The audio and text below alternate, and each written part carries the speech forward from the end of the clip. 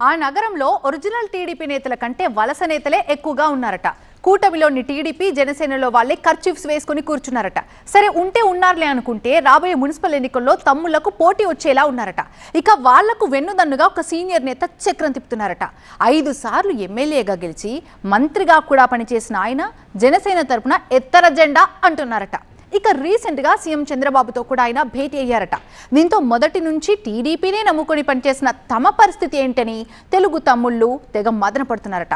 రాబోయే municipal corporation ఎన్నికల్లో అసలు నేతల కంటే వలస నేతలే ఎక్కువగా పోటీకి సై అంటే ఎట్టాగా అని నిట్టూరుస్తున్నారట.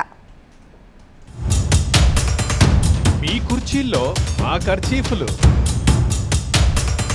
టీడీపీలో 19 మంది వలస నేతలు, జనసేనలో 20 మంది వలస పక్షులు. రాబోయే ఎన్నికల్లో పోటీకి సై అంటున్నారా? అయోమయంలో తెలుగు తమ్ముళ్ళు. ఒంగోలు కూటమి పార్టీల్లో కార్పొరేషన్ ఎన్నికలు చిచ్చు పెట్టనున్నాయా? రాబోయే కార్పొరేషన్ ఎన్నికల్లో డివిజన్ల సంఖ్య 50 నుంచి 62కు పెరిగింది. గతంలో వైసీపీ నుంచి గెలిచిన సగం మంది కార్పొరేటర్లు మాజీ మంత్రి బాలినేని శ్రీనివాసులరెడ్డి ఆధ్వర్యంలో జనసేన కండువాలు కప్పుకున్నారు. అయితే మున్సిపల్ కార్పొరేషన్ పదవీకాలం ముగియడంతో వాళ్లంతా తాజా మాజీలుగా మారారు. ఇక రాబోయే కార్పొరేషన్ ఎన్నికల్లో ఆ 20 మంది మాజీలు జనసేన తరఫున పోటీ చేసేందుకు సిద్ధమవుతున్నారట. అయితే జనసేనకు అన్ని డివిజన్లు కేటాయిస్తే మరి తమ పరిస్థితి ఏంటని ఆయా డివిజన్ల టీడీపీ ఇన్ఛార్జీలు ప్రశ్నిస్తున్నారట. వాళ్లంతా గత ఎన్నికల్లో టీడీపీ తరఫున పోటీ చేసి ఓడిపోయిన నేతలు. ప్రస్తుతం ఆయా డివిజన్లలో టీడీపీ ఇన్ఛార్జీలుగా కొనసాగుతున్నారు.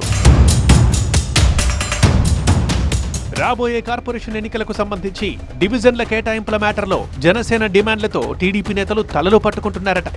ఇక లేటెస్ట్ గా సీఎం చంద్రబాబుతో జనసేన నేత మాజీ మంత్రి బాలినేని శ్రీనివాసులరెడ్డి భేటీ కావడం టీడీపీ నేతల్లో తీవ్ర చర్చకు దారితీసిందట. స్థానిక సంస్థల ఎన్నికల్లో పోటీ చేసేందుకు కోటి ఆశలతో ఎదురుచూస్తున్న తమకు బాలినేని రూపంలో అడ్డంకులు వస్తాయా అని తెగ మథన పడిపోతున్నారట తెలుగు తమ్ముళ్ళు. ఇక ఒంగోలు మున్సిపల్ ఎన్నికలనగానే కాపు సామాజిక వర్గం నేతలు పోటీలో ముందుంటారట. ఒంగోలు నగరంలో కాపు ఓటర్ల శాతం ఎక్కువగా ఉండడంతో మేయర్ స్థానం కోసం ఆ సామాజిక వర్గ నేతలే బరిలోకి దిగుతారట. 2012లో మున్సిపాలిటీ నుంచి కార్పొరేషన్ కి ఒంగోలు అప్గ్రేడ్ అయింది. ఒంగోలు మున్సిపల్ కార్పొరేషన్ కు 2021లో తొలిసారి ఎన్నికలు జరిగాయి. అయితే అప్పట్లో మేయర్ పదవి ఎస్సీ మహిళకి రిజర్వ్ కావడంతో కాపు నేతలు కంగు తిన్నారట. ఇక ఈసారి జరగనున్న ఒంగోలు మున్సిపల్ కార్పొరేషన్ ఎన్నికల్లో మేయర్ పదవిని ఓసీ జనరల్ చేస్తారని కాపు నేతలు కోటి ఆశలు పెట్టుకుని పోటీకి సై అంటున్నారట. దీంతో కూటమికి చెందిన జనసేన, టీడీపీ నుంచి 1/2 డజన్ మంది కాపు నేతలు పోటీకి సిద్ధమవుతున్నారట. ఇక ఏపీలో స్థానిక సంస్థల ఎన్నికల నగారా త్వరలో మోగనుంది. స్థానిక ఎన్నికల నోటిఫికేషన్ కోసం ఆశావహులు ఎదురు చూస్తున్నారు. మున్సిపల్ కార్పొరేషన్లు, మున్సిపాలిటీలు, నగర పంచాయతీల్లో ఎక్కడ ఏ నోట విన్నా స్థానిక సంస్థల ఎన్నికలు ఎప్పుడు జరుగుతాయన్న చర్చే నడుస్తోంది. దీంతో త్వరలో జరగనున్న స్థానిక ఎన్నికల్లో పోటీ చేసేందుకు ఆశావహులు ఇప్పటి నుంచే ఆర్థిక బలాన్ని సమకూర్చుకునే పనిలో పడ్డారట. ప్రకాశం జిల్లా పరిధిలోని ఒంగోలు నగర కార్పొరేషన్, అద్దంకి, చీమకుర్తి, దర్శి మున్సిపాలిటీలకు ముందుగా ఎన్నికలు నిర్వహించనున్నారు. గతంలో కూడా పంచాయతీ ఎన్నికల కంటే ముందుగానే మున్సిపాలిటీలకు ఎన్నికలు జరిగాయి. 2021 మున్సిపల్ ఎన్నికల్లో ఒంగోలు కార్పొరేషన్ ని వైసీపీ కైవసం చేసుకుంది. నగరంలోని 50 డివిజన్లలో వైసీపీకి 43 మంది, టీడీపీకి 6, జనసేనకు 1 కార్పొరేటర్ ఉండేవాళ్లు. తొలి మున్సిపల్ కార్పొరేషన్లో వైసీపీ జెండా రెపరెపలాడింది. అయితే 2024 ఎన్నికల్లో కూటమి సర్కార్ అధికారంలోకి వచ్చింది. దీంతో వైసీపీ నుంచి గెలిచిన mayor Gangada Sujatha, deputy mayor Vemuri సూర్యనారాయణతో పాటు 19 మంది కార్పొరేటర్లు టీడీపీలోకి జంప్ అయ్యారు.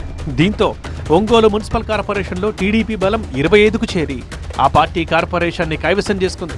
అయితే మిగిలిన 24 మంది వైసీపీ కార్పొరేటర్లలో 20 మంది బాలినేని ఆధ్వర్యంలో జనసేనలోకి జంప్ చేశారు. దీంతో మున్సిపల్ కార్పొరేషన్లో జనసేన బలం 21కి పెరిగింది. ఇక మిగిలిన 4 కార్పొరేటర్లు వైసీపీలోనే ఉండిపోయారు. అయితే పదవీకాలం పూర్తవడంతో వీళ్ళందరూ ఇప్పుడు తాజా మాజీలుగా మారారు. ఇప్పుడు వీళ్ళంతా త్వరలో జరగబోతున్న కార్పొరేషన్ ఎన్నికల్లో పోటీ చేయడానికి ఇప్పటి నుంచే డివిజన్లలో కర్చీఫ్లు వేసుకుని కూర్చున్నారట.